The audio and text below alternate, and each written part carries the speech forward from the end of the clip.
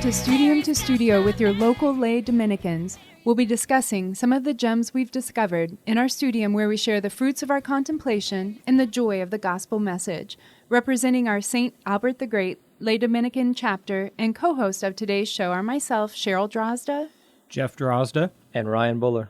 And today, after attending our retreat for our lay Dominicans in this area and having a wonderful time together, fellowshipping, and being very blessed by having three priests attend our retreat and give us a lot to think about, we decided to bring that into the studio this time and discuss some of the fruits we got from that, but also what retreats are in general and what they mean to each of us. Yes, being very analytical Dominicans, we're at a retreat thinking, what is a retreat? But it never fails to strike me just how powerful retreats are, and this lay Dominican one was no exception. It was a unique circumstance because it was just our chapter. Most retreats that I think are out there is just they just open it up, invite, first come, first serve. There may be groups that are more more aware of it because they follow that particular institute or whatever it is. So you might have more similar like people at different retreats.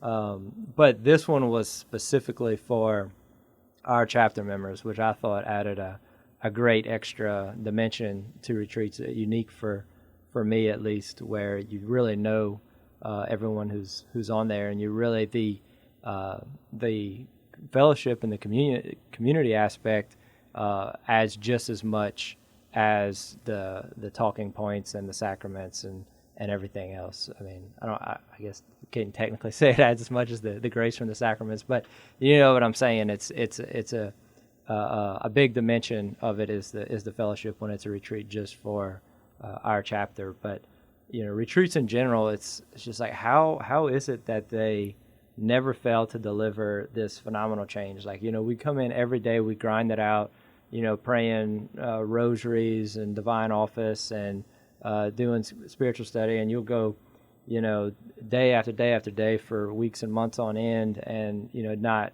getting an abundance of illumination or different consolations. And then you go on a retreat, and it's in just a few hours, a couple of days, and it's a life-changing thing, one after another. That you really feel the presence of the Lord. So I just kind of wanted to talk about, what is it about retreats that just makes us so open to noticing God's presence? So I guess from your definition, what is a retreat? And, is it something, how does that differ from like vacation or something else? Because I think in our society, when we hear vacation, I said, oh, well, that's kind of like a retreat.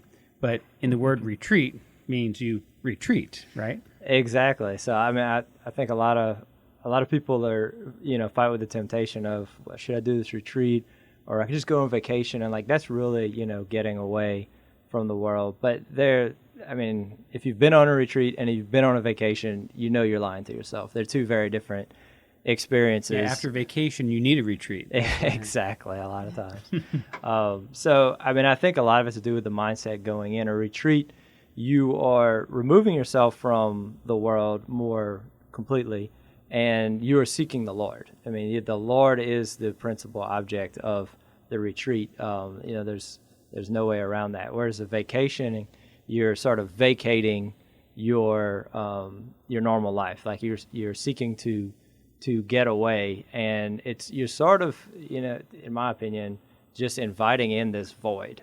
And, what's going to fill that void? Well, if you're going to a place, these popular retreat destinations, it's mostly going to be very consumerism, materialistic, so you're really, you're trying to pretend that your life is one big party, which, instead of facing the reality, which is, we're made to pursue the beatific vision.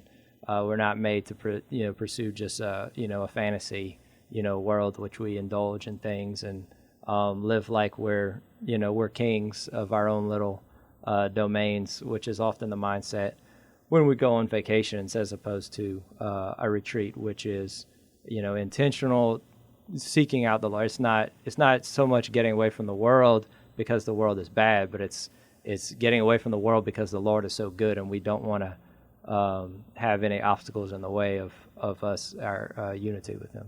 And that's a good point. I think one thing, Ryan, I've seen you and your wife do in making some of your vacations begin with retreat atmosphere too. Like you may be going somewhere, and I think that's great that you've discovered that early. It took Jeff and I a little while, but we have had some vacations where it was just strictly vacation. And I just feel like when we come back, it's just not peaceful. It was a nice memory, and we got the pictures and all, but when we went and we started off with rosary processions and things, or visits to shrines. The whole time of our time away, whether we do other things like visit or tour things that aren't necessarily basilicas, but it just seems like it sets the mood to focus on those higher things. And I never reflected on that until I saw how you and Emily try to gear your time away with that. Yeah, so that just sort of developed naturally. I think we were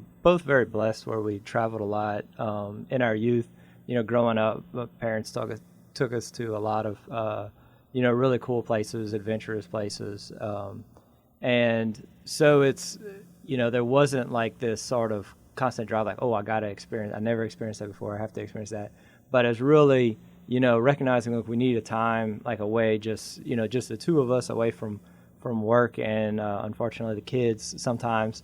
So, it was, so realizing there's going to be, we're getting the vacation mindset, there's going to be a void there, but we want to fill that void with good things. So, what we started doing recently is just trying to find sort of pilgrimage sites, shrines that will, we have to sacrifice, going to the ideal vacation spot because there's no shrines nearby. But, we just, as an act of trust, say that, we're going to go to the spot where we know there's a shrine, and then we're going to give the Lord the sort of the first fruits, which is reminiscent of the Old Testament teachings. Give the Lord the first fruits of our time off. We're going to visit these shrines. We're going to pray together. And then after we enter in together, we're brought back spiritually, praying together and meditating on these things. Then we're going to enter into our, more intentional leisure time. And, we found that, even though we're cutting our leisure time in half usually, so much more fruitful. We're so much more relaxed after praying together and being intentional and doing the pilgrimage and reflecting on wherever that site, whatever devotion that site is. And it's also been neat how the Lord has, that's a whole nother topic, but the Lord has really intentionally, like, we didn't have this planned out, but really led us to these different pilgrimage sites, which ended up being all related to each other in a very unique way. It's really exciting and cool, but I want to share that at a different time. Well, one thing you mentioned that these experiences can be like considered mountaintop experiences, and you've been on a lot of retreats that were transformative. Can you give some maybe examples or thoughts for people about how to go into a retreat with the right disposition to receive these graces? Yeah, so, when I started reflecting on what makes the retreat experience so powerful, really came up with, sort of three categories. One is the removal of obstacles, which is pretty obvious, that we just, a lot of the worldly things, especially the iPhones and work and, and seeing about the children kind of distract us. We're meant to have both a contemplative and active life, but because we're weak, a lot of those things in active life sort of inhibit our contemplation. So a retreat, first of all, it removes all those things. We simplify our lives and we surround ourselves with only good things. And then it's sort of the prayers and merits of all those praying for the retreat, and then those you've done yourself. So I think part of the key of having a good retreat is putting in the work beforehand. If you haven't been praying much and you just, show up at the retreat, there are definitely certain types of retreats. I've seen the Acts retreats that it's still powerful, and you have, big influx of grace But that influx, you're relying on the prayers and merits. There's whole retreat teams that pray and do holy hours and rosaries for the intention of those retreatants, especially those who have been away from the church, haven't been praying on their own, practice or frequenting the sacraments. So you're, in that sense, you're a beneficiary of all the offerings of the community that is the body of Christ. You're really a recipient of the graces from the body of Christ. But for most retreats, if you do the grind, the day-to-day work, the real dry, arid prayers, that are not fun, that you have to squeeze in or wake up early for on a daily basis, and it feels like you're not getting anything out of it, then when you finally do remove yourself, it's like, whoa, there's like this big backlog of all these graces that you haven't been able to receive consolation from seems to come, just flooding in all at one time at the retreats, according to God's will. And then since we're not just spiritual beings, we're not angels, the tangible things, the sacramentals, the retreat house, the grounds that it's on, all the beauty and artwork that have gone into that, seeking out those places that are holy ground and have been holy ground for generations, really adds to the retreat experience. So if you can go to an historic retreat ground and kind of read up on the history before then, that really adds to the experience as well. And then, if they have a good host like we had in our Dominican St. Albert the Great chapter retreat, really the Hospitaller Sisters of Mercy were very hospitable to us, and that adds a lot to the retreat experience as well. Focus on the artwork, and then you focus on how you're being served, how you're being hosted, and you can that helps you enter in, to union with God and to one another, and then what a lot of people focus on first, but I intentionally bring up last, is sort of the program, the talks, the theme of the retreat, those things, those again add to it, but you don't want to overlook all the whole experience of it, everything that the Lord wants to give you. And the Lord has an abundance of gifts. I mean, he does on a daily basis, but it's easier for us to see at a retreat because it's more directly related to our relationship with him. So finding it in the hostess and the retreat grounds, and then finally letting the theme and the talks and the topics, which especially us as Dominicans, we love to chew over those great areas of study. So I think the best retreats that I've been on, it's always started with confession, because that really puts you in the frame of mind. Because if you're going to get the fruits out of this retreat, you have to come to terms with your sins, and not only that, but also feel the effects of forgiveness and reconciliation. Because if you don't start out that way, I can almost guarantee you the retreat is not going to be as fruitful as it could be.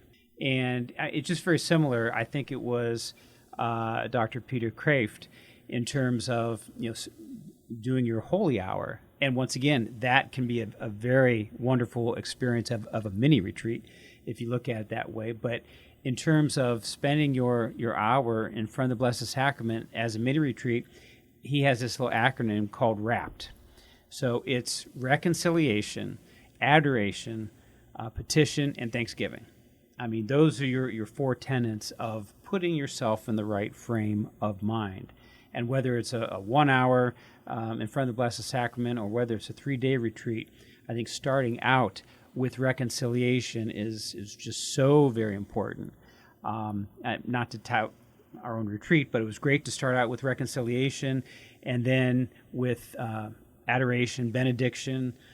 It was in the evening, the incense, the candles. I mean, it's all puts you in the right frame of mind. Yeah, I mean, that's the ultimate obstacle, for entering into union with God is ourselves, our own sinfulness. So getting that big, the elephant in the room out the way right off the bat, is great advice. And I like, it's interesting you said you threw in like the evening there, because you would think, the evening would be inhibited. But, there's something about like starting in the evening where you're sort of a little bit, worn out, like kind of weird, not that sharpness of focus that, sort of adds to that mystery of it. That's you're kind of disoriented. You're not as much in control, I guess is what I would say. And I think that is key as well. Entering a retreat is not, let the retreat program sort of take you away, get swept up in it, and not trying to control your day when you're on a retreat. And so, something about the evening when you're a little bit tired and you're a little bit more receptive to just saying, okay, whatever they tell me to do, I'm just going to do, because you're tired. So I like that. And so you're listening to Catholic Radio for Acadiana. It's 90.5 FM and 99.5 FM and 12:30 a.m. We are your lay Dominicans, Third Order Dominicans here in Lafayette, Louisiana, based out of Our Lady of Wisdom Parish. And also a big thanks to Stein Lumber for their sponsorship for our program slot here on Thursday afternoons at 4 p.m. Thank them very, very much. So now we're talking about retreats, and I don't know if now's the time to kind of shift from retreat to maybe pilgrimage, or what other types of opportunities are there for us in our pilgrimage of life. We're passing through this life hoping to obtain the beatific vision when it's over with. What are some of the examples of pilgrimage? People think, well, you got to go to the Holy Land, or you got to go to Rome, which, Cheryl, you can talk about the Holy Land, and we can talk about Rome, and a plug-in for Father Guillory. He's taking a trip to Rome in June, so if you're interested, let us know. But you don't have to go overseas or anywhere for that experience. You can have a pilgrimage to a shrine here in Louisiana, anywhere across the United States. There are just hundreds of them. Ryan, you were talking about a little bit earlier about your experience on what you were able to enjoy in your trip to Canada. You want to share that? Yes, so like I mentioned, we've kind of sort of combined vacation and pilgrimages a lot recently. One of them was to St. Joseph's Oratory in Montreal, and then St. Anne de Beaupré in the same trip, not a far car drive, beautiful trip down the St. Lawrence River. And then, we've been a little closer, Shrine of the Blessed Sacrament in Huntsville, Alabama. You feel like you're, left the country when you arrive there as well. And the Shrine of Our Lady of La Leche in St. Augustine, Florida. Our Lady of Champion in Wisconsin. I was shocked to find out that it's a very humble shrine, but they receive almost 1 million visitors a year, rightly so, because it's the only approved Marian apparition in the United States. So plug there, and very Catholic people there. So it has that sort of, just a unique spiritual presence there. So, I think that a pilgrimage, comparing, so you have your free time. You got to decide, what you're going to do. You're going to do a vacation, do a retreat, a pilgrimage. I think it could be helpful to reflect sort of what these things are. And so just to define a pilgrimage, is obviously it's a journey to a holy site, and it's traditionally just as much about the journey as the arrival at the site itself. Because originally, especially in Europe, the pilgrimage was to travel from Europe, which was Christendom at the time, and to the Holy Land in Jerusalem, and is a very difficult journey. And so there was something about this, the pilgrimage being associated with a difficult journey, and even a dangerous journey, that really resonated with a lot of theologians, and they started connected that to the whole spiritual life. So a pilgrimage can be also defined as sort of an analogy to the whole spiritual life, in that our destination, whereas it's Jerusalem for the pilgrimages to the Holy Land, our destination is to the Kingdom of Heaven, the New Jerusalem. And so the journey there can be very difficult. You're going to have it's going to be filled with the ups and downs, the consolations, the desolations, and a good pilgrimage should be the same way. You should be a little. I always ask people when they come back from a pilgrimage, like, I hope there was at least a little bit of suffering, because a true pilgrimage should require a little bit of sacrifice if it's supposed to represent our full and spiritual journey. And then of course, the consolations, and especially when you arrive there, it's supposed to remind us of the entering into the beatific vision. So that we should be this sort of feeling of elation, and a lot of times that struggle makes the reward so much sweeter. And so it's both beautiful things, and but we can't just rely on those mountaintop experiences, which we can get into in a minute. So Cheryl, you went to the Holy Land, and I guess that there is a prayer that is said historically before going on a pilgrimage, Psalm 113? 119. 119. And so tell us a little bit about that psalm and you preparing for the Holy Land and your experience. Well, first of all, I'm going back to what Ryan said. We make choices, right, on what we're going to do with our time and resources. And that immediately when you said that, this trip for me the pilgrimage was a gift. My mom wanted me to go somewhere in the world. She had in her mind Greece, Paris, somewhere traveling but I felt this heavy burden for a while, like, oh, I don't know what I'm going to do. And if she puts this aside, I don't want to not do something with that, and so when this opportunity for a pilgrimage to the Holy Land came up, it was like it lit up in my heart and in my mind that that's the one thing that I could do that I would feel good about doing. At that time of making this decision, I thought I knew this was right. I knew this was what I should do with this gift. And of course, I brought our 20-year-old with us so that she could experience it too, which I think is a real blessing. But so we talked about Christians doing the pilgrimage, but actually it's been even back farther, thousands of years. So the Jewish people would do pilgrimages as well. Pilgrimages for them were a little bit closer. They were in, near that area, but it was still a difficult journey because it wasn't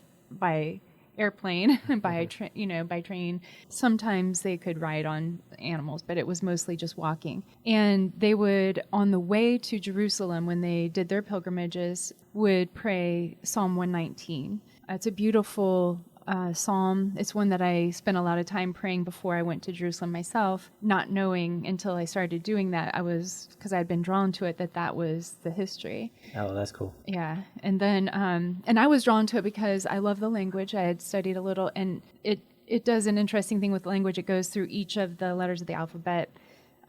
Each stanza starts with another letter. So I was kind of reviewing the alphabet. That's the Hebrew alphabet. Yeah, correct? the Hebrew alphabet.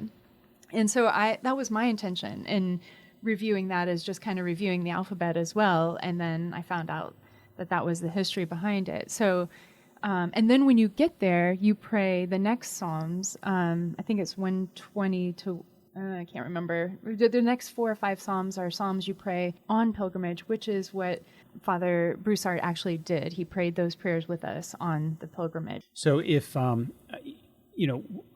our trip to Canada and to the shrines and holy places in Canada, and also in upstate New York, Saint Kateri's shrine as well. I think we had a wonderful experience. But as you said, if nothing bad happens, then it's not really truly a pilgrimage. Well, when we were up there, we were robbed. By the highwaymen, huh? By the highwaymen. We didn't have the Crusaders to protect us. So, the Knights of Columbus were in the U.S. They weren't in Canada. That's right. That's right. We had nobody to protect us. So they broke into our car, ate some cookies, and stole some cash, and that was about it. But yeah, it's those sort of things that you do think about. Not only is it something that you remember and kind of laugh at now, but it is. If it's something that's going to be a pilgrimage, it needs to have some sacrifice. It needs to have some sort of minor or major trials and tribulations, because that's really what it is. If we're going to leave everything and go to a sacred place, there are sacrifices involved in that. Now, once again, you don't have to go to the Holy Land, or you don't have to go to Rome, but if you do want to go to Rome, Father Guillory is leading a trip this June at St. Patrick's Church, so let us know. But even just going to EWTN in Birmingham, Alabama, even just going to the studios there, because they do make it very much a pilgrimage, and especially at Hanceville. at the beautiful basilica that they have been there many times. And this past summer, we kind of did combine sort of a vacation and kind of pilgrimage as well when we went to Washington, D.C. Our kids, the younger ones, hadn't been to Washington, D.C., and so we said, okay, well, we'll go, but let's make this a trip where we can spend some time in prayer and reflection, at some shrines or at some holy places. And we did. So we stopped in Emmitsburg, and just a beautiful, beautiful place on the way to Washington, D.C., right outside where the shrine to St. Elizabeth Seton is. And then in Washington, D.C., obviously went to the Basilica. But a little-known place in Washington, D.C. is the Franciscan Monastery, Shrine for the Holy Land. And I had to go there to compare. Not only that, but the Franciscans prepare their friars to go to the Holy Land using that model there. They go there, spend time, get to really know the model, and then they go to the Holy Land. And I will say that it's phenomenal. It is definitely the most beautiful places there where the Franciscans are maintaining everything. Yes, I mean, that's a beautiful act of charity. And, I think if we can be, analytical on the whole topic again, when we talk about these pilgrimages or retreats or vacations, they really reveal where our treasure lies, where our interior desire is. So, why would you, go through the dangers and the trials of, especially back in the day, of visiting the Holy Land? Well, it's because you love the Lord that much. And when you read the Gospels, you fall in love with Christ, and you want to add the context to that as much as possible. And I think a great analogy is, if you start dating someone who's from a different area than you, it's your natural desire to want to visit their childhood city where they grew up, what they experienced.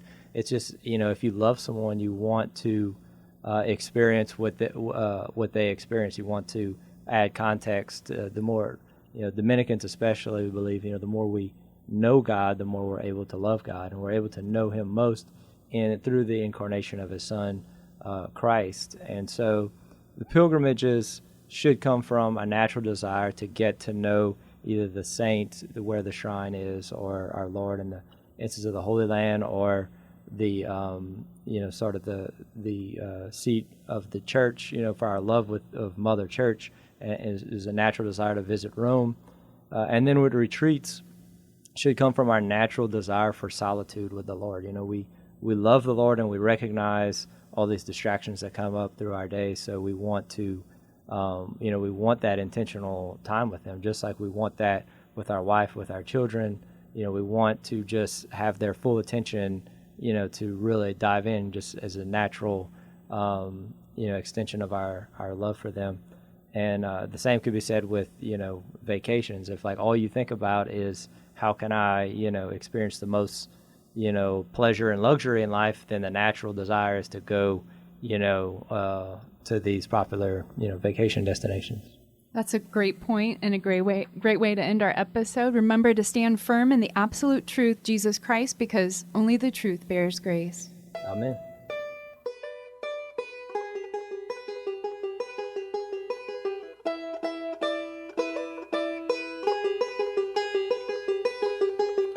Lived through time, passed through fire, broke my heart, wounded desire, changed my life, fixed the past, stared at death and it stared back, standing fast in the light of the word. A shotgun blast was the last thing I heard. I rattled in the wind like a window pane. My soul's alright, but my body...